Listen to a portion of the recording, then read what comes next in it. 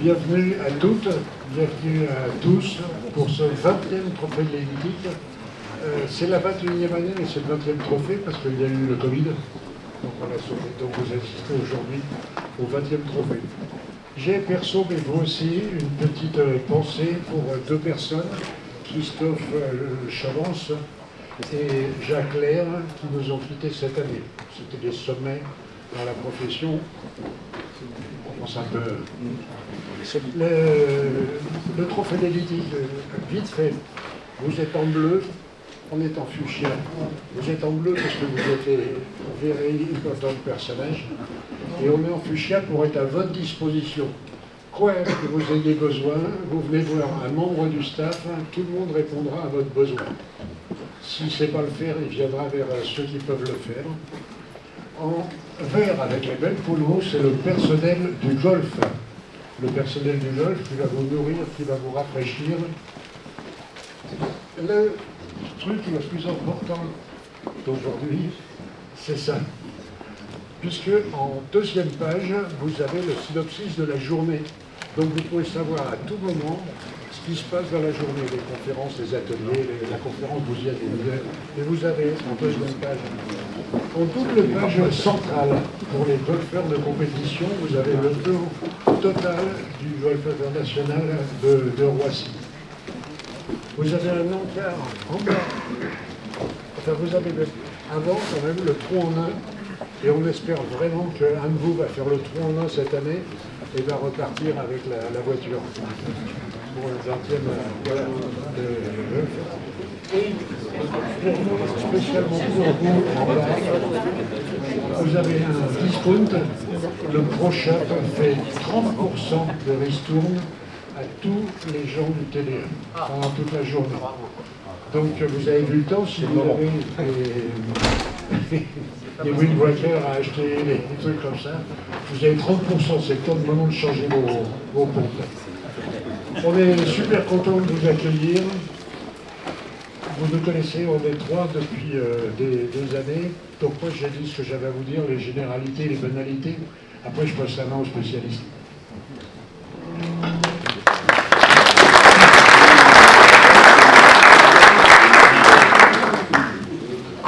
Bonjour à tous. Quand il dit le spécialiste, moi, mon spécialiste, vous pourriez m'appeler Picsou, parce que je dirais mon devoir parmi nous trois, c'est de faire la facturation de nos sponsors. J'aurais un clin d'œil particulier, moi, je dirais, au niveau des sponsors, parce que c'est quand même grâce à eux si on peut faire cette journée qui se clôturera par, je dirais, une remise des prix richement dotée. Et puis un petit clin d'œil au niveau des sponsors. Je crois qu'il y a 19 ans, il y en avait, ou 20 ans, il y en avait 5. Aujourd'hui, il y en a une bonne vingtaine. Donc c'est pour dire que, je dirais, ça a plu, ça se développe. Et maintenant, je crois qu'il va falloir qu'on réfléchisse à privatiser le Stade de France. Et ça va être peut-être un peu plus compliqué. Donc au niveau des sponsors, je crois qu'on pourra leur faire une petite salle d'applaudissements parce que franchement, ils vous aident à vous gâter.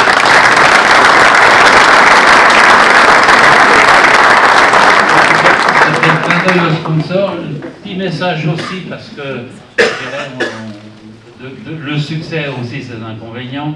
C'est entre autres sur un atelier qui est l'atelier tir où on a eu 83 vœux de pouvoir participer. Malheureusement, les pas de tir, ce n'est pas extensible, les normes de sécurité sont assez contraignantes. Donc, on pourra satisfaire, je dirais, qu'une trentaine de vœux. Mais ce qu'on a prévu et ce qu'on s'est entendu avec cette structure qui est juste en contrebas du golf, et vous entendrez peut-être même des petits coups de pétard quand il tire au 9 mm parabellum, ce qui sera la fin du stage, ça s'entend bien. On s'est entendu avec eux pour faire, allez, on va dire, des sessions de rattrapage. Donc, pour les personnes qui auront toujours l'envie, malgré le fait qu'ils n'ont pas pu être sélectionnés parmi leurs vœux, on essaiera de voir comment on organise, on fera une petite com et on verra comment on peut organiser ça. Voilà mon petit message. Je vais laisser ça à notre technicien du golf maintenant, et lui il va vous en raconter sur le golf de façon... Plein de choses. Bonjour. Donc le golf aujourd'hui, pareil, on a eu beaucoup de places pour l'initiation. Tous les vœux pour l'initiation ont été respectés. Cette année, c'est une première. On fait découvrir pour les gens qui n'osent pas aller sur les parcours, etc.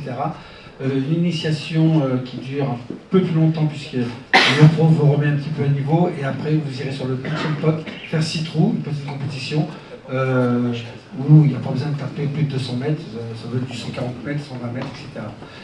Pour les golfeurs, il y a dû y avoir une coquille, parce que certains me disent Bruno c'est en scramble, non, c'est en greensome. Alors pour ceux qui ont perdu de skier le greensome, vous jouez par équipe de 2, vous êtes 4 par trou. Le greensome, vous jouez chacun votre drive, d'accord. L'équipe de 2, on prend le meilleur drive, et celui qui a mis le meilleur drive, il ne joue pas, il jouera que le 3e coup, et après il jouera le 5e coup, etc. C'est pour faire en sorte qu'il y ait de la fluidité et qu'on respecte le temps de jeu. Pour avoir fait une dizaine de fois à Roissy, c'est un parcours technique, c'est un parcours qui va rivaliser dans quelques années avec l'Albatros qui est le golf du national. Donc il y a de l'eau à passer. Alors pour les gens, tout ça, il n'y a pas trop de danger. Et ceux qui reviendront, qui ont un handicap en dessous de 10 et qui partent des blancs, ils pourront regarder un petit peu les blanches et les bactis, ce que c'est le parcours. Je viens de poser la question au greenkeeper, les voiturettes, faites pas, c'est pas faire la costera, vous avez accès sur le fairway, etc. Tout ce qu'on vous demande de respecter, c'est les approches des greens et les approches de départ, mais sinon le terrain lui-même accepte très bien l'eau. D'accord. Vous aurez le droit de placer la balle, il faut la nettoyer, etc. sur le fairway. D'accord. Pas dans le rough. Et c'est tout pour. Oui, ça sera répété comme pour ceux qui se disent quel trou je pars, etc. Vous avez les trous de départ avec vos équipiers qui sont affichés. Toutes les voiturettes, on vous donnera les clés pendant le repas, mais par contre, sur toutes les voiturettes, là, depuis un quart d'heure, il y a vos noms avec votre équipier, etc. Vous pouvez aller accrocher votre sac, etc. pour qu'après vous puissiez aller directement sur les trous. D'accord. Je repasse pour l'ouverture, c'est qui a fait l'ouverture. Bien, on le remercie. Hein. Ceux qui sont pas golfeurs, on va vous demander ce que c'est que le greensome. Il va falloir nous l'expliquer. Conférence, ça c'était depuis le début. On s'est essayé à la conférence. Alors, au début, c'est nous qui la faisions, les trois. On s'est rendu compte qu'on vieillissait un peu. On est allé vers des pros de la conférence. Et on a pris ceux qui sont pour nous les meilleurs. Je parle d'Explore. Donc, on a vu passer des présidents. Il y a 10 ans, le sujet de la conférence, c'était le document en 2023. Aujourd'hui, on est en 2024. Si vous voyez ce qu'ils nous ont raconté en 2013, donc je vais laisser la parole au président d'Explore, Frédéric Luneau, avec lequel j'ai eu la chance de travailler comme collègue dans plusieurs sociétés, je pense qu'il s'en souvient encore. Et c'est lui qui va nous présenter les conférenciers et le sujet de la conférence. Merci David. Bonjour à toutes et à tous. Donc effectivement, sous l'égide d'Explore, nous allons animer la conférence de cette année. Alors on est parti sur un sujet compliqué, mais on va essayer dans l'approche, puisque la problématique est comment la filière s'organise pour gagner en productivité face aux enjeux réglementaires et de conformité client. Donc à partir de ce moment-là, ça veut dire que il faut le témoignage client. Donc le témoignage client, et je le remercie puisqu'il a accepté de revenir avec nous, parce qu'il l'avait déjà fait. Donc c'est Christophe Agnoum, donc qui est le directeur de la Business Partner Group BPG chez BNP, et qui aussi fait dans le bénévolat en étant le président de l'association du Maine Quality Club. Nous avons donc Gaël Guder, vice-président Europe Sud et Export de Blue Crest et golfeur. Loïc, vous le connaissez, vice-président exécutif du groupe Diffusion Plus, mandat sortant du président de l'APEN, puisqu'il a passé le relais à Gwen, qui est devant. Voilà, donc moi-même, je suis la direction générale adjointe de Data One Group Diffusion Plus, président Export, et Jean-Luc Vecchio, donc vice-président exécutif TC Group Exo. Voilà, Exo, pardon. Non Ah, TC Group. Ah, bon, c'est pas moi qui l'ai mis. Voilà, donc les intervenants. sur lequel donc, on va passer le relais pour partir de la problématique client que nous a exposé Christophe. Et puis on va essayer, au regard de nos expériences, au regard des technologies, des process qui sont mis ou qui commencent à être mis en place dans nos structures, de répondre à cette problématique et comment on peut gagner en productivité par rapport aux enjeux clients, réglementaires et de conformité. Donc je passe la parole à Christophe. Il faut que je me lève, c'est ça? J'ai des antisèches, donc il faut que je me en lève. Bonjour à tout le monde, merci pour l'invitation. Et puis, je vous d'accord. Bon, la question qui était posée, enfin que le thème de la conférence, c'est d'essayer de voir comment la filière répond à des sujets que vous avez appelés réglementaires et de conformité. Donc moi, donc le Mail Quality Club, vous connaissez, hein, nous sommes une douzaine d'entreprises grands remettants, donc des banquiers, des assureurs, des énergéticiens, j'oublie des télécoms, la fonction publique. Voilà. Et donc je ne vais pas pouvoir... on est dans des secteurs d'activité différents, donc on a des contraintes différentes et on a des régulateurs qui sont différents. Mais à la fin, tout ça n'est pas très grave. Tous ces régulateurs que nous avons travaillent sur les mêmes sujets. Donc j'en ai choisi deux que je vais illustrer pour poser le débat, qui sont des sujets d'actualité, qui sont des sujets qui pèsent beaucoup sur nos entreprises et par ricochet qui peuvent bien sûr peser sur nos partenaires. Le premier, je prends, lui, c'est toute la partie cyber, donc toute la partie sécurité informatique, le cyber. Vous avez connu par le passé, on avait des sujets dans nos entreprises de sécurité informatique, et puis on a eu des règles assez fortes et contraignantes pour nos partenaires sur la protection des données personnelles. Sauf que tout ça s'accélère très vite, le développement de l'IA, les réseaux sociaux, dans l'actualité tous les jours, les attaques informatiques partout dans le monde. Ce mois-ci, je ne sais pas combien on en compte, mais ce mois-ci c'est public, entre boulanger, SFR, ça n'arrête pas. Et donc, tout ça fait peser sur nos entreprises, mais c'est pareil pour vous, sur nos entreprises, des contraintes extrêmement fortes sur ce sujet, pour différentes raisons. Quand on manipule les données personnelles, certes, mais on a une résilience informatique à avoir, ne serait-ce que certaines de nos activités sont considérées comme des services qualifiés d'importants ou vitaux à l'échelle d'un pays, à l'échelle de l'Europe, et donc ça fait peser sur pas mal de secteurs d'activité des contraintes. Les régulateurs s'en est emparé. Si je prends le secteur de la banque, c'était, on appelle ça les EBA guidelines, donc les règles de la Banque Centrale Européenne qui pèsent sur nous, avec des contraintes extrêmement fortes sur notre façon de faire l'informatique et notre façon d'outsourcer nos activités dans lesquelles il y a des parts informatiques importantes. Tout ça, tous les jours, c'est pas tous les jours. Donc ça concerne les banques, puis on voit que les sujets s'accélèrent, les risques deviennent plus importants, et donc le régulateur sur ce sujet, il y a un règlement qui se met en œuvre pour l'ensemble du secteur financier, pas que les banques, les assureurs, les asset managers, enfin, tout ce qui tourne autour un peu de la finance, ça s'appelle DORA,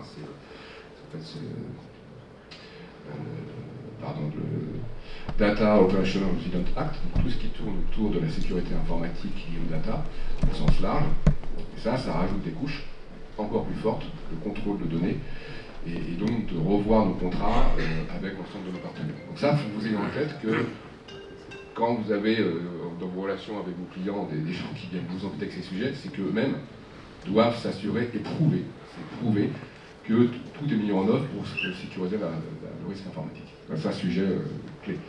Voilà, ça je pourrais passer des heures là-dessus, mais comme je ne suis pas informaticien, je vais dire des bêtises. Le deuxième sujet qui est extrêmement fort, c'est tout ce qui tourne autour de la politique, de la RSE, ou on appelle ça ESG, vous l'appelez comme vous voulez. Les grandes entreprises, les PME, les ETI, on est tous concernés. Sur cette partie-là, la partie régulation, elle est plus aujourd'hui sur des sujets de régulation, sur des obligations de reporting. La CSRD ou ce genre de choses qui arrivent avec des modifications sur les reportings 2025 avec les datas 2024, tout ça occupe beaucoup de gens. Mais quoi qu'il en soit, les entreprises que nous sommes sont tous engagées dans des politiques de type net zéro carbone 2050, etc. parce que c'est quand même notre planète dont il s'agit. Et ça, c'est un sujet, il faut le voir pour le coup, je sais que le MQC est très engagé sur le sujet. On travaille ensemble sur une façon de voir comment, dans notre façon d'approcher la production éditique, on peut être encore plus vertueux avec nos partenaires. Donc ça, on avait échangé sur ce sujet-là il y a 2 ans, je crois, ici même, enfin pas dans ce golf-là, mais dans cette même assemblée. Mais je vais illustrer cette partie RSE sur quelques exemples que je connais mieux, celui de la banque dans laquelle je travaille. Une banque, mais c'est vrai pour les assureurs, hein, nous en fait on agit sur trois volets. On va agir sur comment on aide nos clients à se transformer, puisqu'une banque ça produit assez peu de gaz à effet de serre dans le changement climat dans sa propre production, société de services. Une fois qu'on a géré nos flottes de véhicules, nos immeubles, nos data centers qui consomment beaucoup, on a fait quand même beaucoup du travail. Là-dessus, sur nous, on travaille, on a des objectifs, la consommation de papier, la consommation d'énergie, d'eau, tout ça fait partie quasiment des indicateurs de performance de nos collaborateurs, quand ça rentre dedans. Les sujets RSE, pour les 4 dirigeants de la banque, moi j'ai des bonus différés à 3 ans, mais il y a 20% qui se sont dit à l'atteinte de nos objectifs RSE, donc ça fait partie de notre rémunération. Donc ça c'est par les collaborateurs. Sujet, une banque c'est quoi? C'est un gros bilan. Si les banques ne transforment pas leur bilan pour accompagner leurs clients vers la transition énergétique, la stratégie climat, ça ne marchera pas. Donc il faut aider nos clients. Là-dessus, on a des équipes qui accompagnent nos clients, soit les grandes entreprises, les PME, les ETI. Donc, ces équipes, le travail, c'est d'accompagner les clients sur la transition énergétique. Je vous donne un chiffre, pour en donner 10. Une banque comme la nôtre, mais c'est vrai des autres. C'est pas un sujet. Chacun fait le même travail. Il y a encore 4-5 ans, sur le financement dans nos bilans des énergéticiens, donc la production d'énergie, on avait 80% de fossiles et 20% de bas carbone. Voilà. Là, en 2023, on est à 50-50. On fait un peu plus de bas carbone que de fossiles. Et à 2030, on sera à 80% bas carbone et 20% carbone. Notre DG, elle dit pas pas moins de financement, hein. On fera toujours 40 milliards de bas carbone. Ça peut aller. Donc on va aider, on change notre business model. Quand je dis ça, c'est vrai sur l'accompagnement de l'acier, l'accompagnement du financement des flottes de voitures, etc. Voilà. Et après, j'en viens à nos relations fournisseurs. Donc ça, c'est on se reforme notre business model. Et dans nos relations partenaires, tous sur le MQC, on travaille tous de la même façon, c'est comment on accompagne nos fournisseurs, nos partenaires, eux-mêmes, à se transformer. Donc l'accompagnement passe par des chartes d'achat responsable, des choses. Vous êtes tous clients d'une banque, donc vous pouvez aussi avoir vos banquiers pour vous aider à transformer vos industries qui sont très compliquées. Et donc, par ailleurs, on accompagne nos clients. Sachez aujourd'hui, chacun sa politique, mais chez nous, BNP Paribas, aujourd'hui, dans les appels d'offres que nous faisons, la part des indicateurs et des éléments RSE de nos fournisseurs pèse pour 15%. Donc, à minima, ça dépend des minima. Voilà, et maintenant, on va regarder à la fois la politique environnementale, sociétale, etc., etc. Donc voilà, je voulais juste, et tout ça dans un monde où nos industries se transforment, l'IA arrive, l'IA c'est très bon, enfin, voilà, ça peut poser des risques sur les data, ça va consommer, c'est le contraire, les GPU dans nos data centers qu'on imagine à peine. Voilà. Donc vous vouliez que je pose un peu le décor pour nous, et donc bah voilà, j'ai essayé de poser le plus simplement possible, mais c'est des enjeux qui sont majeurs pour l'ensemble des clients. À qui je passe la parole après?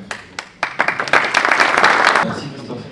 J'attends vos réponses, c'est ça? Oui, on va y travailler, ce qu'on a fait aussi un petit peu avec la vision Explore, c'est qu'on a essayé de synthétiser au regard de nos expériences aussi au quotidien, de la relation que nous avons avec nos clients, de la relation que nous avons avec nos partenaires fournisseurs, effectivement cette problématique client sur les enjeux clients.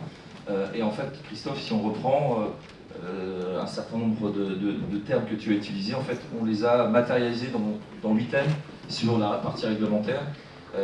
Tu as parlé de DORA, tu as parlé d'un certain nombre de choses, et dans d'autres secteurs d'activité, d'autres clients ont d'autres réglementations. On a effectivement la partie sécurité IT, puisque le risque de cyberattaque est de plus en plus prégnant.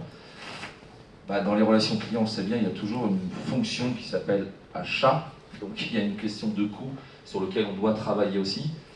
Besoin de réactivité, en règle générale, quand des clients effectivement face à des problématiques, ont des partenaires attendent une grande réactivité.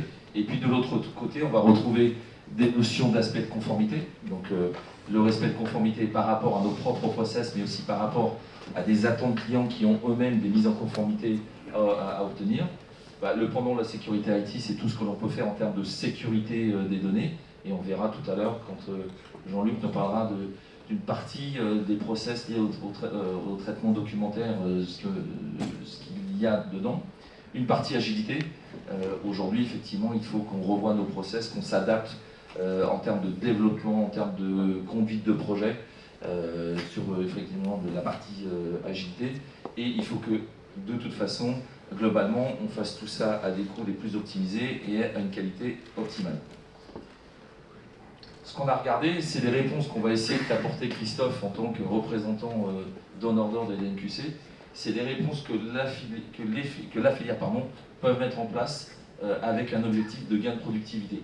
Donc je ne vais pas toutes vous les citer, mais on a essayé de synthétiser dans les réponses de la filière quelles actions nous avions à mener pour répondre à cet objectif.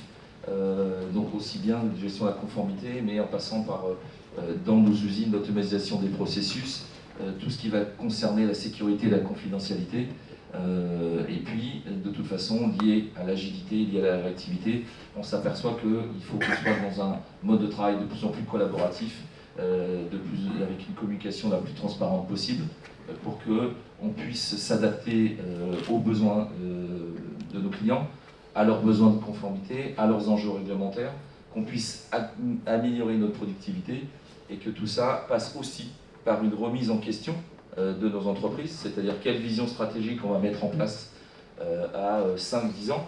Avant, c'était la vision stratégique, c'était un développement business, c'était un schéma directeur industriel. Maintenant, c'est de faire tout ça avec la prise en compte de la partie réglementaire, conformité client. C'est-à-dire qu'on ne peut pas aujourd'hui imaginer une stratégie entreprise à 5-10 ans en se disant voilà, on est focus sur nous, on va gagner en productivité, on va faire des investissements en nouvelles techno, on va développer du business, mais il faut intégrer dans ce schéma directeur toutes les contraintes réglementaires et de conformité. Donc voilà, on va essayer de vous apporter ces réponses-là. Il y a eu un événement cette année qui était la Drupa. Donc moi j'ai eu la chance d'y aller avec l'égide effectivement d'Explore pour aller observer, capter des informations. Maintenant je vais passer la main à Loïc, puisqu'il est VP du groupe, mais il est aussi membre du steering committee du CPX Group, créé en 2004 avec au démarrage un certain Gabriel Bress. Voilà, donc on est là aussi sur quasiment les 20 ans. Donc je vais passer la main à Loïc qui va nous donner la vision via le spectre du CPX, qui est l'avantage d'être une association, il va vous dire avec un certain nombre de membres internationaux, par rapport à la Drupa, par rapport à l'émergence de ces nouvelles technos, de ces nouvelles tendances, toujours axées sur la problématique client, comment on peut en termes de productivité gagner et répondre aux objectifs et aux attentes de nos clients. Donc Loïc, je te passe la main. Merci Fred.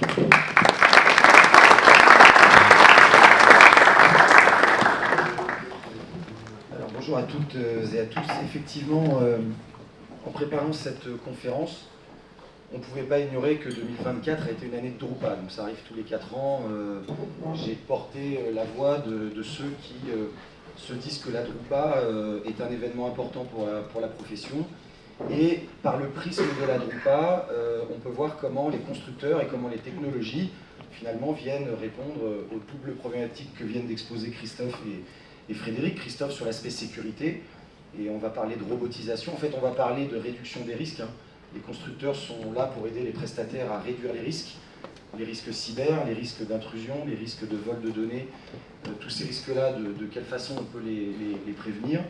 Et puis la productivité, Fred en a parlé, c'est important pour les prestataires parce qu'on a fait face à des crises successives ces dernières années, vous le savez bien, on les a vécues ensemble, la crise des matières premières avec le papier, la crise de l'énergie, et donc c'était une nécessité pour nous de baisser le coût de revient, pas pour baisser les prix, mais pour améliorer la productivité et rester compétitif. Et j'ai presque envie de dire c'était un enjeu de survie pour la profession d'être capable de faire ça.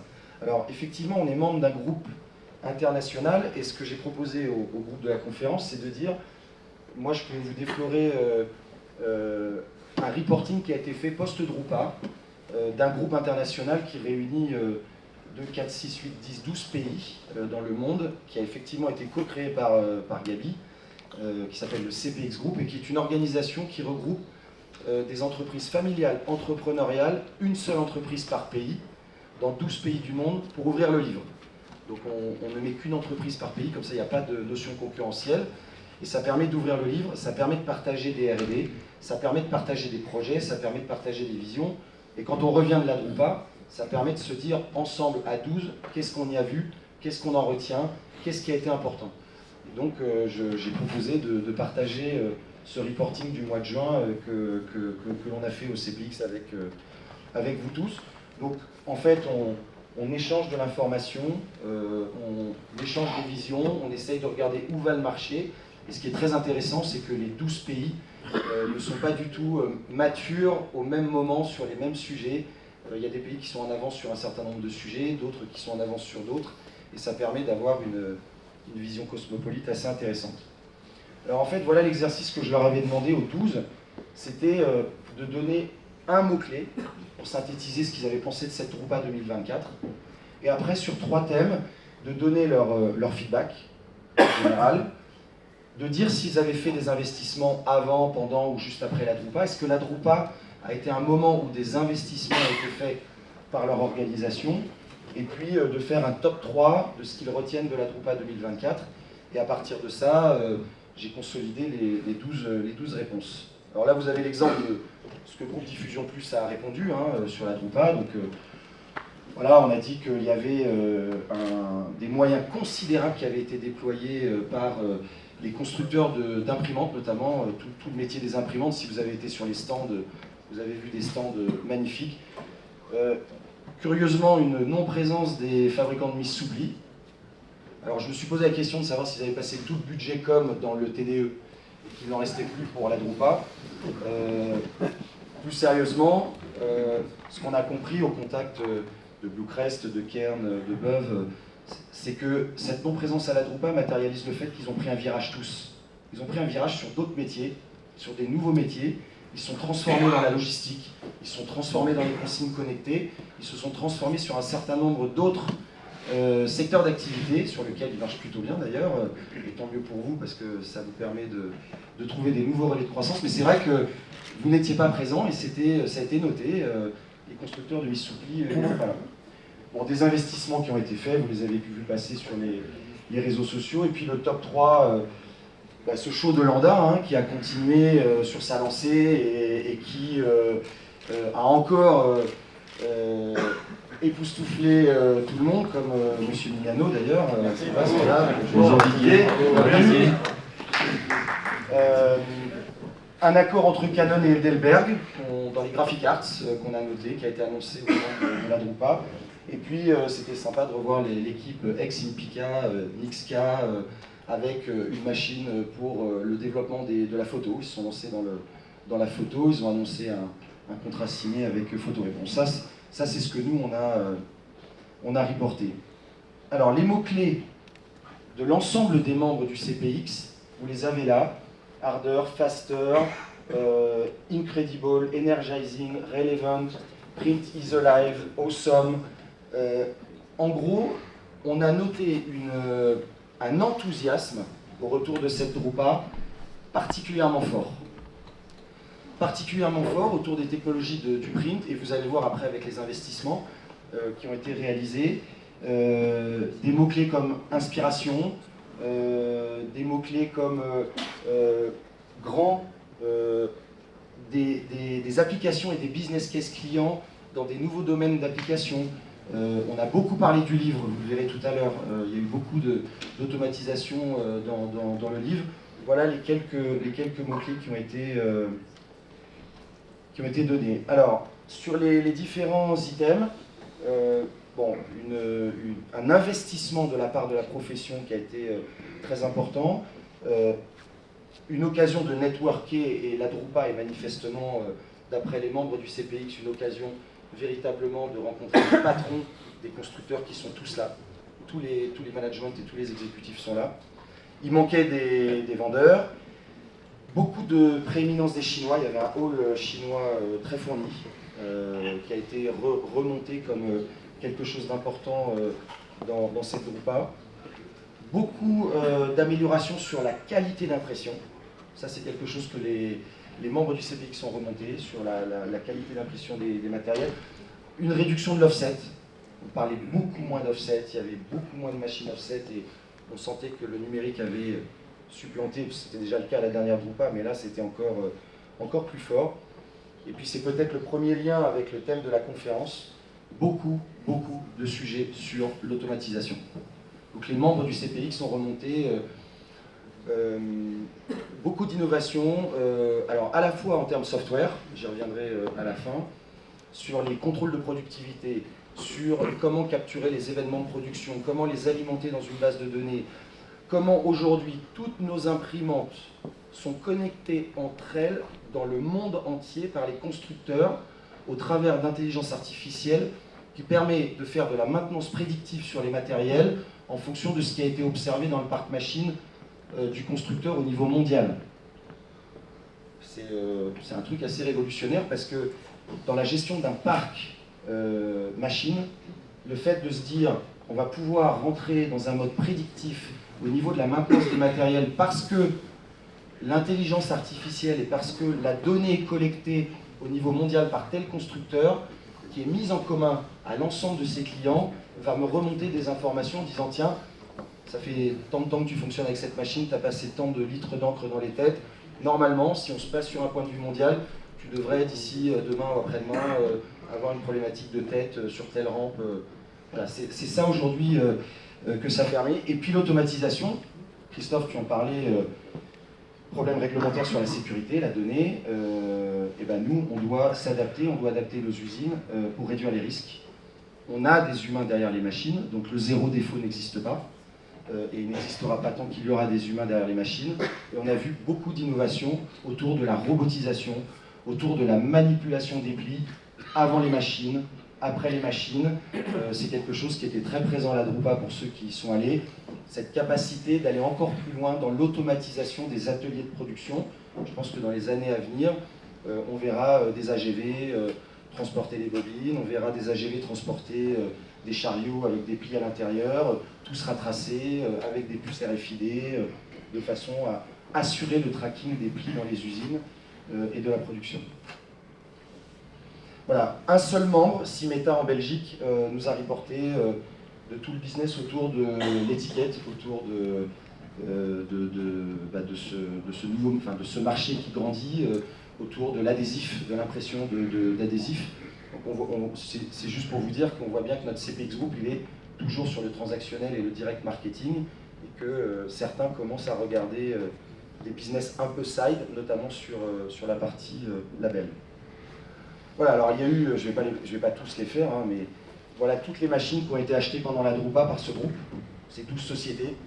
Bon, tous les constructeurs sont à peu près représentés. Hein, HP, bien sûr, qui, la semaine dernière, j'étais aux États-Unis à Printing United, j'ai pu discuter avec leur CEO. Ça a été une des plus belles Drupa pour HP.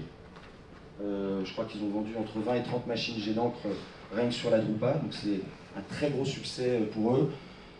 Canon aussi, Ricoh, Screen, bon voilà, donc rien qu'à l'échelle du groupe, vous avez là l'ensemble des investissements qui ont été réalisés par 12 sociétés. Donc ça veut dire que le marché est encore dynamique, le marché est encore actif.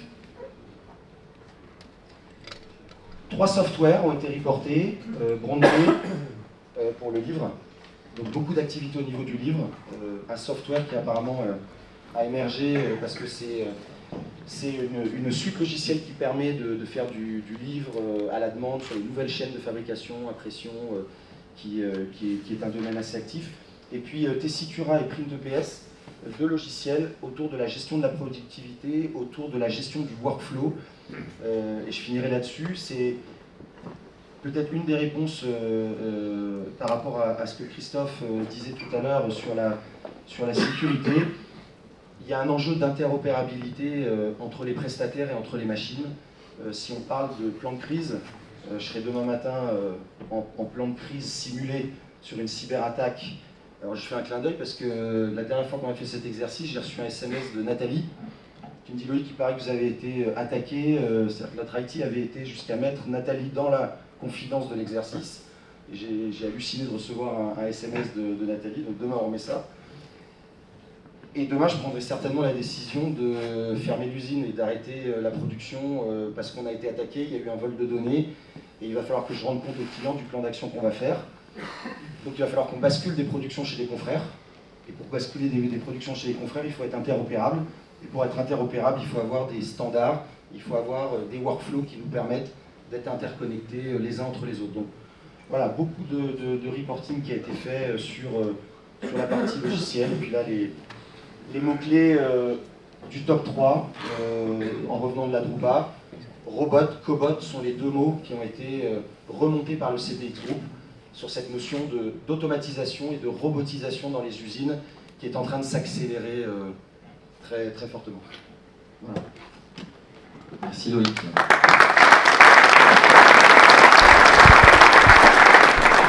Juste avant de passer la main à Jean-Luc, je vais pas faire audit et plagiat de Loïc, je ne me permettrai pas. On bosse ensemble, quand même, ça serait compliqué. Mais effectivement, quand on avait retour de Drupa, j'avais fait moi un post sur la community export et effectivement les cinq tendances qu'on avait pu constater, c'était l'automatisation, tout ce qui était centralisation des données, dashboard, gestion de maintenance préventive, parce que tout à l'heure tu le parquet, mais c'est aussi valable par exemple dans le monde de la mi-souplie, sur des installations, sur en gros maintenant tout ce qui a une adresse IP peut être tracé, et la capacité de façon centralisée de regarder sur des installations à travers la planète si éventuellement un module a une défaillance, si par expérience et aussi avec de l'IA, on peut mettre en place des maintenances prédictives. Très forte prédominance effectivement des acteurs chinois du sud-est asiatique. Moi je l'avais fait en 2012, et entre 2012 et 2024, j'avais sorti mes camarades une petite phrase ce soir, on s'était bien marré. En fait, en 12 ans, ils s'étaient passés de touristes à exposants. C'est-à-dire qu'en 2012, on avait une colonie de visiteurs, on les voyait partout, et cette année, ils avaient quasiment 2 halls à eux, mais non pas en tant que visiteurs, en tant qu'exposants. Comme pour les bagnoles. Comme pour les voitures, effectivement, les voitures électriques c'est pareil. Alors après, moi je suis un peu traditionnel, mais dans nos métiers, l'impression, c'est du physique, c'est du papier. 2012, la quasi, pour pas dire la totalité des acteurs papetiers européens étaient présents. J'ai un ancien collègue, Paul Jean, avec qui on avait fait 2 jours et demi de rendez-vous rien que sur ces sujets-là. Cette année, il y avait un petit stand d'un papetier européen, les 2 plus gros, c'était le sud-est asiatique. Voilà. Donc c'était juste les tendances. Donc les tendances, on va y revenir. On est dans une chaîne de valeur. On a plutôt effectivement l'aval sur la partie impression, mise soupli, façonnage. Mais on a aussi toute une partie en amont sur le traitement documentaire de la donnée du document. Donc je vais laisser la parole à un spécialiste avec Jean-Luc.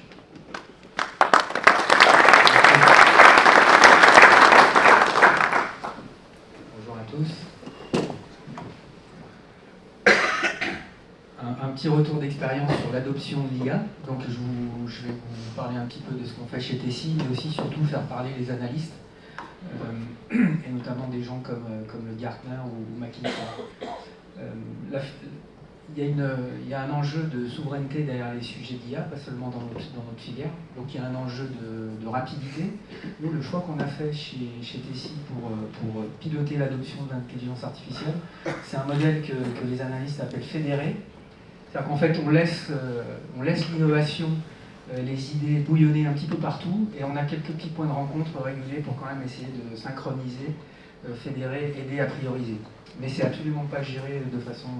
c'est pas piloté de façon centrale, c'est juste surveiller et prioriser en centrale. Ça, c'était une première idée que je voulais partager avec vous.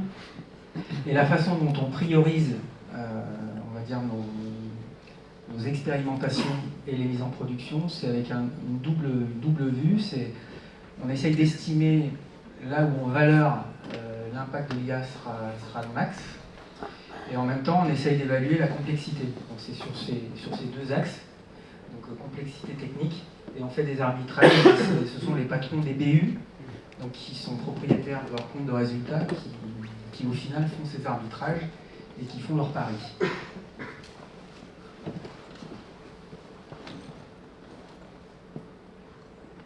Ce schéma il est un petit peu compliqué, mais moi je le trouve intéressant. Je vais essayer de vous aider à naviguer sur le schéma.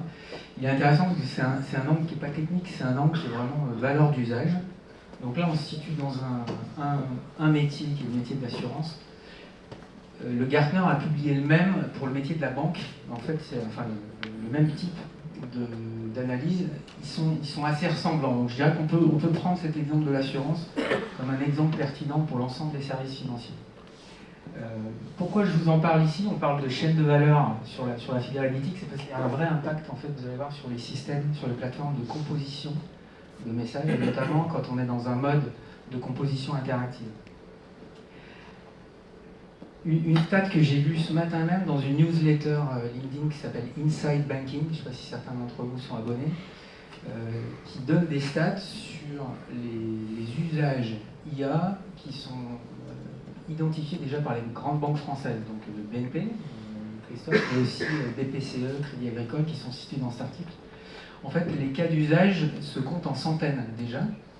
Et pour ceux qui sont déjà en production, avec des retours sur investissement déjà mesurés, on approche dans chacune de ces grandes banques, dixit cet article, donc Inside Banking, de presque une centaine.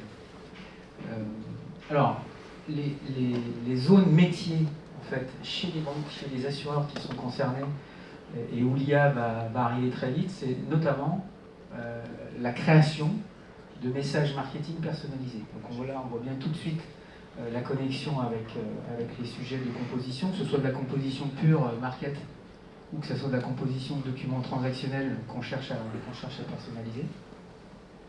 Le deuxième sujet ici, j'ai employé, c'est les moteurs en fait, de génération de recommandations qui sont faites aux agents en live ou quasi live lorsqu'ils conduisent une conversation avec un client. Donc ça peut être sur un point de vente, ça peut être au téléphone.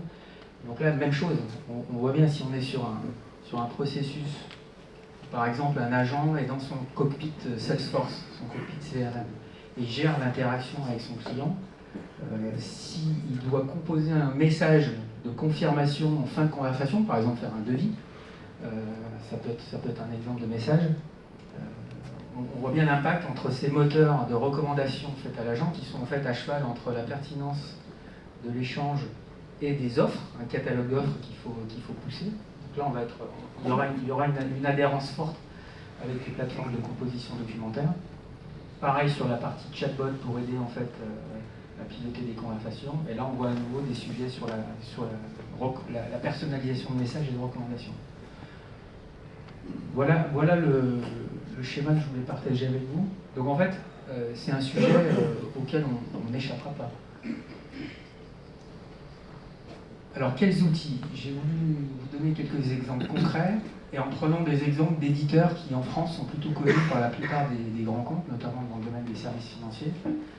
Déjà Adobe. Je ne sais pas si certains d'entre vous ont déjà testé Firefly à des fins perso, mais c'est un outil qui a été lancé par Adobe, si je ne dis pas de bêtises, mi-2023, début 2023, et début 2024, il reportait déjà 175 millions de dollars de chiffre d'affaires au niveau mondial. Donc en moins d'un an, le lancement de Firefly qui permet en fait par de l'IA générative de créer du contenu texte, son, vidéo a été adopté à une vitesse un petit peu dingo. Et Adobe a des ambitions de venir vraiment manger le plus possible sur les plateformes des deux autres acteurs qui sont à droite. Donc vous connaissez Quadient et vous connaissez Cotext, avec leur plateforme Inspire et Extreme. Ces deux éditeurs, qui sont aussi deux des leaders mondiaux, font des promesses, également à base d'IA, d'une part sur l'analyse des contenus, pour aider à rationaliser les contenus, rationaliser le nombre de modèles, mais également des promesses pour justement assister les concepteurs de modèles à produire du contenu. Donc il y a un effet une promesse rationalisation et une promesse rapidité de création de nouveaux contenus. De façon simple, si on essaye d'en tirer après des actions dans nos services, je dirais que ça sont très concrètes. Donc vous pouvez contacter vos éditeurs, intégrateurs partenaires pour essayer de comprendre quels sont les outils disponibles pour rationaliser les paragraphes et les modèles. Donc là, il y a des objectifs derrière de réduction de coûts sur la maintenance. Production de contenu, je viens d'en parler. Là où je pense qu'il y a un enjeu en termes de création de valeur qui est énormissime, c'est vraiment sur la partie connexion entre les plateformes de composition interactive et tout ce qui est autour, notamment on a parlé des bots, des moteurs qui vont générer de la recommandation en quasi temps réel, pour en fait finalement transformer une vue aujourd'hui quand on est en composition interactive qui est guidée par un pas à pas avec des menus déroulants, des dates à choisir dans des calendriers, etc.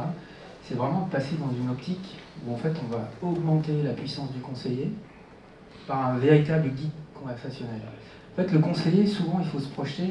On est sur des populations où il y a un petit peu de churn, parfois des juniors, et ils ont à gérer des conversations, encore une fois, soit sur un call soit sur un call center, d'un prospect ou d'un client qui est surinformé. Lui, ça fait peut-être des mois qu'il pense à un truc, le client. Il veut, par exemple, son crédit IMO ou son crédit conso. Donc il arrive, il a déjà étudié tout le marché. Et c'est pas forcément super simple pour un jeune conseiller de résister à cette pression-là et de réussir à convertir ça de convertir ce prospect en client. Donc là, je pense qu'en termes de valeur potentielle, tout ce qui va être fait pour augmenter la puissance du conseiller va être important. Et là, il y a des enjeux. Alors, tu as parlé de maintenance additive, mais l'IA va aussi aider, en fait. J'ai parlé de Firefly, mais il y a plein d'autres analyses, plein d'autres moteurs pour faire parler la donnée, qui vont permettre de faire du marketing prédictif, et finalement sur des segments toujours plus étroits. Et donc ça, je pense que pour la filière, ça va être une source de création de toujours plus de messages, à la fois sur une filière papier et sur les filières digitales. On va aller vers plus de pertinence et probablement des produits, des messages dans l'ultra frais, avec vraiment l'envoi d'un message dans un contexte. Donc c'est une personnalisation contextuelle qui va être toujours plus riche. Dernier exemple d'intégration qui va être obligatoire, c'est avec les moteurs de speech to text. Donc, si on veut aider un conseiller à personnaliser le contenu, à mener une conversation la plus pertinente possible en live, il y aura aussi une nécessité d'intégrer nos outils de composition et de publication de messages avec ces moteurs de speech to text qui, eux, vont aider le jeune conseiller, toujours le même, à analyser ce que vient de dire un client.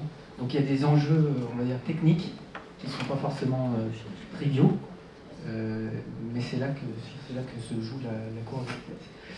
Et je voulais faire un dernier commentaire, un petit peu hors scope par rapport à ça, c'est que ce que j'ai lu ce matin, c'est que sur le sujet de la sobriété, Christophe en parlait, parce que derrière ces potentiels bénéfices business, on a un enjeu de frugalité sur la partie des data centers. J'ai entendu que Microsoft allait pousser à la remise en route d'un réacteur nucléaire à Three Mile Island, qui est connu pour une catastrophe nucléaire à la fin des années 70. En fait, ce cœur nucléaire va être dédié à Microsoft pour ces sujets d'IA. Et c'est un cœur nucléaire qui couvrait à peu près qui couvrait la consommation de 800 000 foyers. Vous voyez à peu près le truc. Donc ça, c'est une stat que je voulais partager avec vous. Donc là, on a un enjeu pour gérer des contraintes complètement opposées, qui est assez excitant, assez sympa.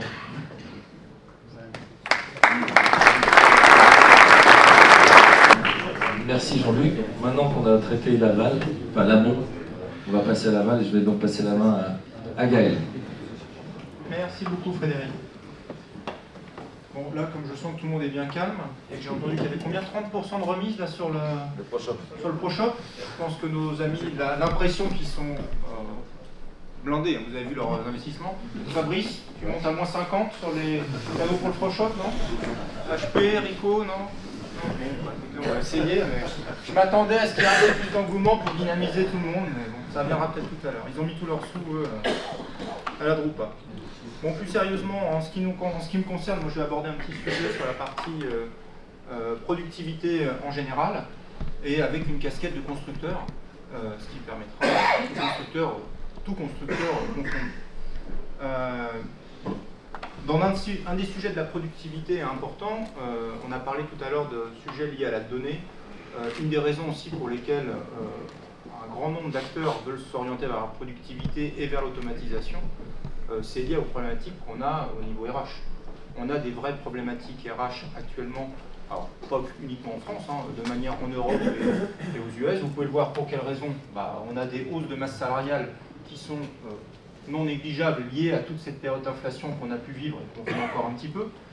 on ne sait pas à quoi on va être confronté dans les mois à venir avec les demandes diverses et variées des différents bords politiques et on ne sait pas ce qui peut arriver sur les sujets de charges sociales. Donc les allègements Fillon sur les bas salaires, on sait qu'aujourd'hui ça monte jusqu'à 1,65 du SMIC. Est-ce que demain ce sera ramené ou pas? C'est le grand point d'interrogation et vous savez que ça peut avoir quand même des gros sujets d'impact. On a des vrais sujets sur les candidats. Alors je peux prendre une de mes anciennes casquettes qui n'est pas de constructeur, mais accessoirement dans le passé j'étais patron des opérations d'ADECO. Une petite idée de ces sujets sur les candidats, les difficultés à recruter, à trouver du monde. Et il y a un vrai problème d'adéquation entre l'offre et la demande.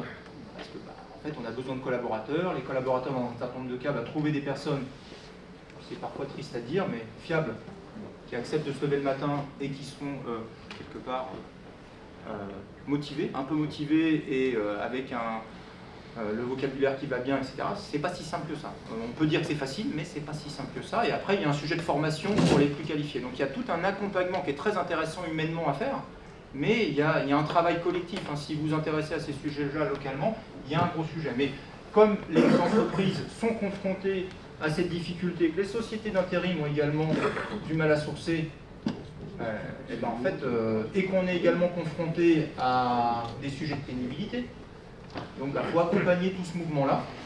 Et naturellement, on s'oriente vers de l'augmentation, de l'automatisation, ce qui est aussi intéressant pour combler ces sujets-là et pour donner des perspectives à des constructeurs qui permettent d'avancer dans le futur sur ces sujets.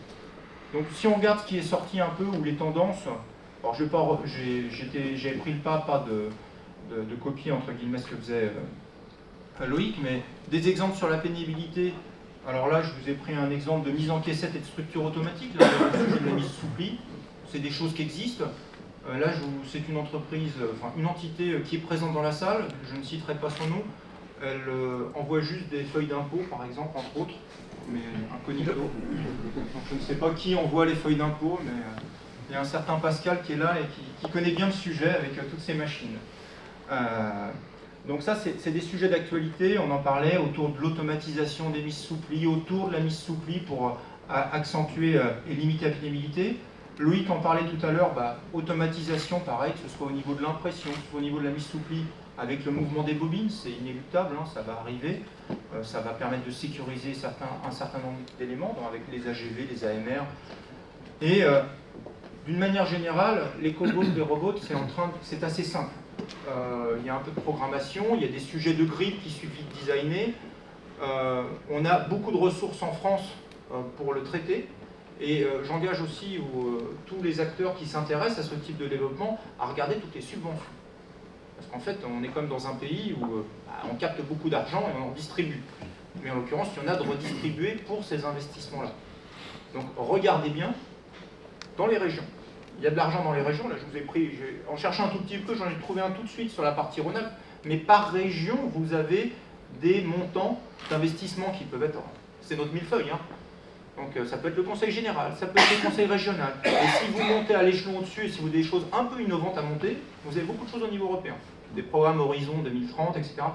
Fouillez là-dedans, ça peut prendre un peu de temps, vous avez aussi des prestataires qui peuvent faire ça pour vous, mais il y a de l'argent à récupérer pour pouvoir cofinancer un certain nombre d'investissements. Je peux rajouter la BPI et consorts qui peut prêter de l'argent, mais là, vous avez des subventions intéressantes. Donc je vous encourage à regarder. Et dernier élément, on en a parlé à plusieurs reprises, vous voyez que c'est un vrai sujet. Alors c'est un sujet important des constructeurs, parce que ça vient valoriser nos matériels, et ça vient valoriser votre service, et ça permet aussi d'avoir un fonctionnement différent au niveau technique et d'assurer pour vous sur la maintenance prédictive, d'une manière générale, de réduire ces temps d'immobilisation qui sont courts dans le développement de la production et d'assurer vos développements. Donc là on est sur tout un champ au niveau de l'automatisation et j'ai un deuxième champ qui est plus sur la partie développement durable, si je peux dire, ou RSE en général. Je rappelle un tout petit mot sur AGEC et la responsabilité élargie du producteur. Alors AGEC, je vous remets quelques mots dedans, c'est la loi anti-gaspi qui est sortie en 2020 avec des décrets d'application qui évoluent d'année en année. En quoi ça nous concerne? Alors, ça vous concerne tous les jours, je vous ai repris, alors je pense que c'est peut-être un peu invisible là, mais la fin d'étiquette caisse, la fin des bouteilles, le bouchon, la réduction, enfin il y en a, si vous regardez tous les sujets auxquels on est confronté ces dernières années sur l'évolution au quotidien, le recyclage et tous ces sujets-là, nous sommes liés à la loi GEC. Donc c'est un vrai sujet qui nous concerne tous et qui nous concerne également par rapport à nos métiers parce que c'est très structurant. On l'évoquait tout à l'heure, de la manière où Christophe indiquait que le donneur d'ordre mettait des éléments dans ses marchés, tout ça, ça remonte dans la chaîne. L'État oblige également l'ensemble des acteurs par le truchement de ce type de décret à bouger l'ensemble des filières et l'ensemble des acteurs. Donc là, on est sur tout un sujet que je vous encourage à regarder, un petit peu parfois réverbatif, mais ça permet quand même de voir ce à quoi vous allez être confronté et de l'anticiper, parce qu'un peu d'anticipation, parfois, ça fait pas de mal, mais vous voyez, en me rapprochant, j'en prends un ou deux, vous voyez, le ticket de caisse, que ce soit l'interdiction de la vaisselle, que ce soit tous ces sujets-là, de la vaisselle jetable, pardon, nous concernent.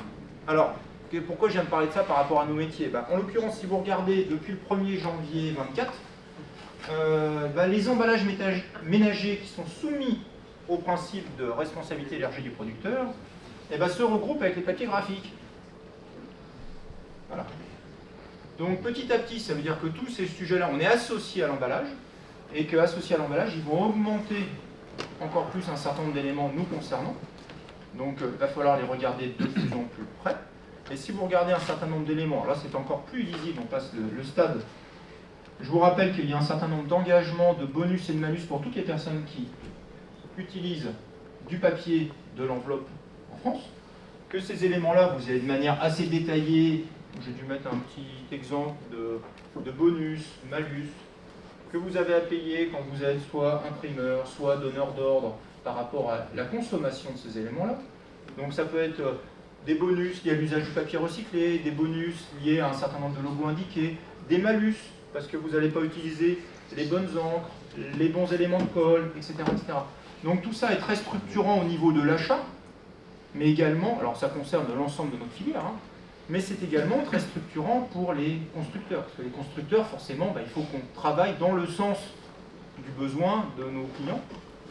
Et donc les constructeurs, eux, d'une manière générale, nous on va travailler avec nos R&D et on va essayer de remonter l'information à nos différents groupes, tout dépend si on est plutôt américain, européen, japonais, à peu près. Je crois pas qu'il y ait trop de chinois encore dans la salle, mais on verra dans 12 ans, peut-être avant. Sur l'amélioration des encres, sur l'utilisation des matériels de papier recyclé, parce que le papier recyclé c'est bien, mais encore faut-il que ça passe correctement dans les différents matériels, c'est quand même beaucoup de tests à réaliser. Sur les solutions pour limiter l'usage de la colle, sur limiter les éléments perturbateurs et non cutables. Donc tout ça, toutes ces choses-là existent, et après vous avez des batteries de tests qui sont proposées, qui sont très précis, et qui vous permet, en l'occurrence, après de bénéficier de points positifs également. Donc vous avez des éléments qui sont pas, c'est pas juste des phrases, c'est très structuré. Et alors nous sommes évidemment très responsables, donc l'ensemble de nos professions constructeurs, là on travaille quand même avec tous des grands groupes, donc nous c'est l'effort commun qui est fait d'aller dans cette direction-là. Évidemment, on a des messages à faire passer, nous, plus les Européens sont parfois un petit peu en avance sur ces sujets-là.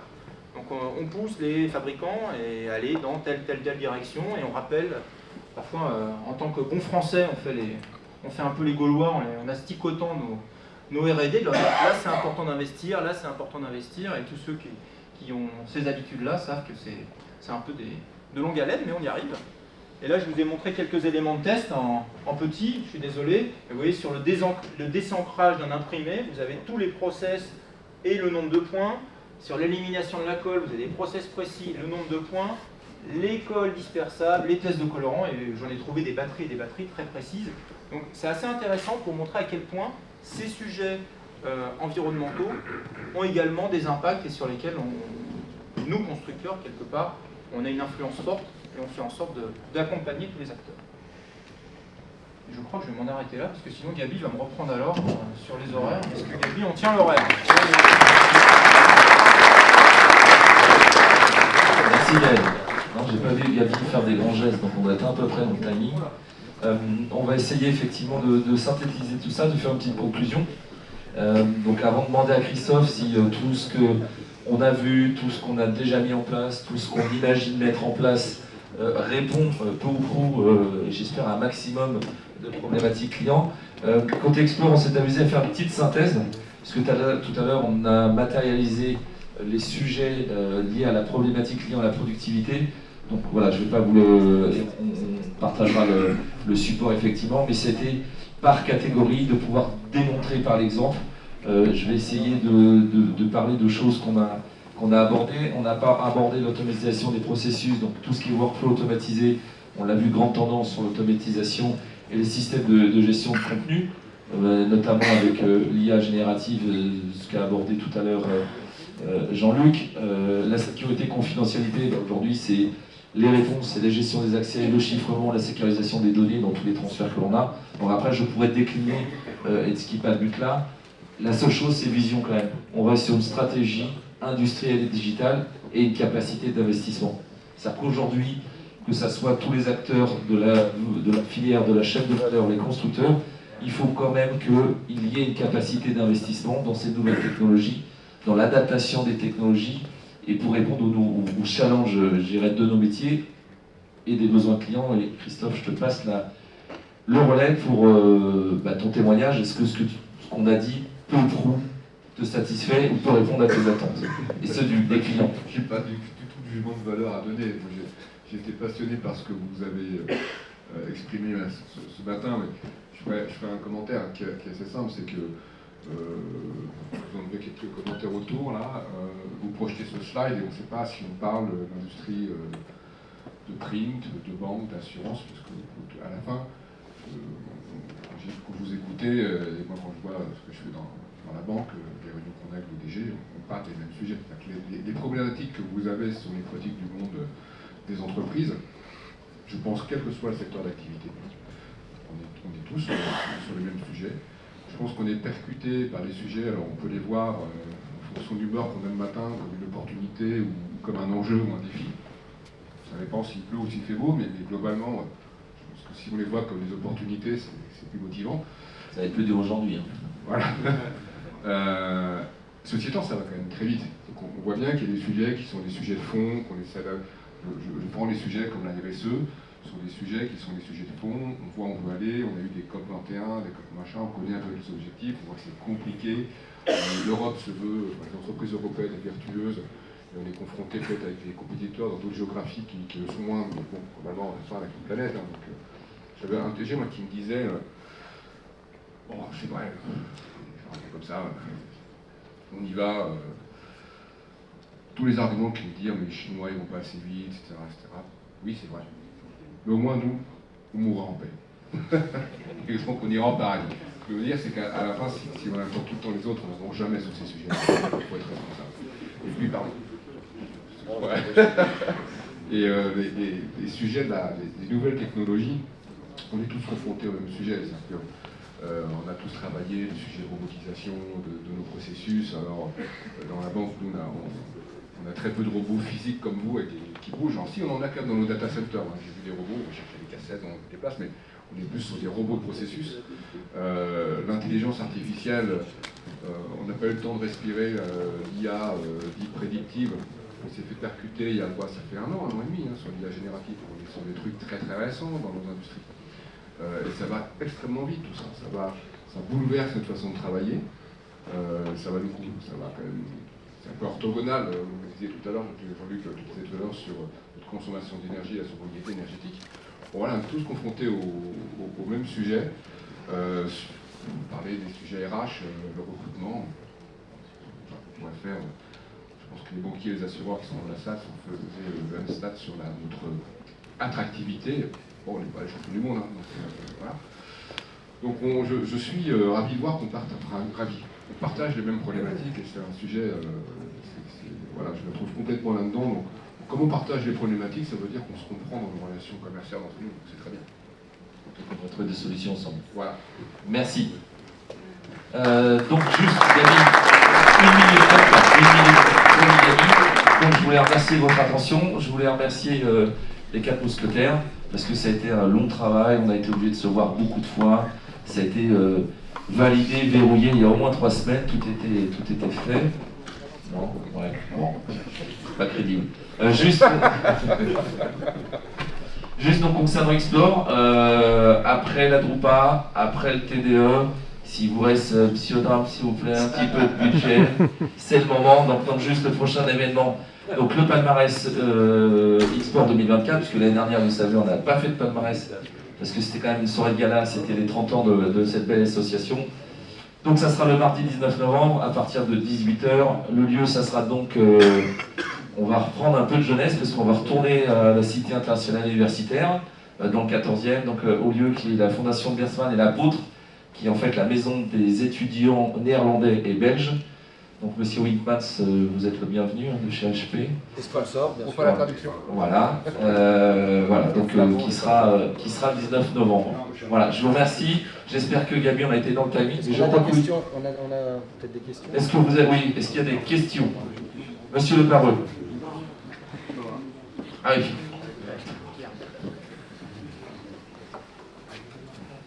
Vous m'entendez?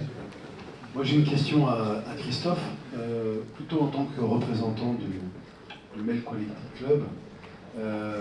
De tout temps, les évolutions technologiques ont souvent permis de faire évoluer nos TCO, donc sur la productivité et les coûts de fonctionnement. Quand on parle de RSE, de CSRD, de cybersécurité, on parle de performance, mais on ne parle pas de diminution de coûts, on parle plutôt d'augmentation de coûts sur nos infras, sur les compétences qu'on a besoin pour appréhender, sur tout l'environnement qui est obligé. Est-ce qu'au Mail Quality Club, ce sont des sujets que vous évoquez, vous appréhendez, et dans quelle mesure vous en êtes conscient que vos partenaires auront, pour maintenir en conditions opérationnelles, c'est-à-dire vis-à-vis de vous, donneurs d'ordre, ce seront certainement des niveaux de performance importants, mais les coûts seront également. Wow, jusqu'à présent, ça se passait bien. Voilà, tu viens sur le prix tout de suite. Donc, non, il y a on pourra discuter avec le monde du Mail Quality Club. Donc, bien évidemment, on a conscience que ces sujets, puisque nous-mêmes, nos entreprises, on est confrontés à ces investissements. Moi, de mon analyse, mais je ne connais pas assez bien vos métiers, il y a des sujets qui demandent de l'investissement, notamment la transformation énergétique de vos productions. On voit très bien que les mix énergétiques, leur coût varie dans le temps. Aujourd'hui, on voit bien que le coût de l'électricité n'est pas le même aujourd'hui qu'il y a un an et demi. Donc ces transformations énergétiques, c'est des sujets qui demandent un investissement, mais qui peuvent se rentabiliser dans la durée. Donc, quand je regarde quelques témoignages d'entreprises, certaines dans leur politique RSE, ils commencent à en mesurer la rentabilité dans leur coût de fonctionnement, mais aussi dans leur capacité de distribution additionnelle auprès de leurs clients. Mais j'admets que sur la partie informatique, cyber, etc., c'est quand même des investissements qui sont lourds. Dans nos entreprises financières, c'est colossal, c'est extrêmement colossal. Donc bien évidemment que ces sujets-là, dans vos relations avec vos clients, c'est des sujets que vous devez aborder. Et quand je vous disais tout à l'heure que les grandes entreprises, BNP Paribas, mais comme les autres, dans les appels d'offres, mettent 15 points sur des sujets RSE, je vous assurer, je suis en train de traiter pour le groupe tout le sujet de l'e-invoicing, de la facturation électronique dans la réglementation pour septembre 2026. L'appel d'offres qui a été fait, certes il y a un sujet de prix, mais le sujet IT sur la résilience des tenantes dans les data centers dédiés, dans tout un processus de sécurité informatique, c'est nos factures qui passent. Donc il y a quelques data donc maintenant. Donc forcément, ce truc, si ça ne passe pas les fourches de l'IT, quel que soit le prix proposé par le fournisseur, ça ne passera pas. Il y a des sujets qui se hiérarchisent comme ça.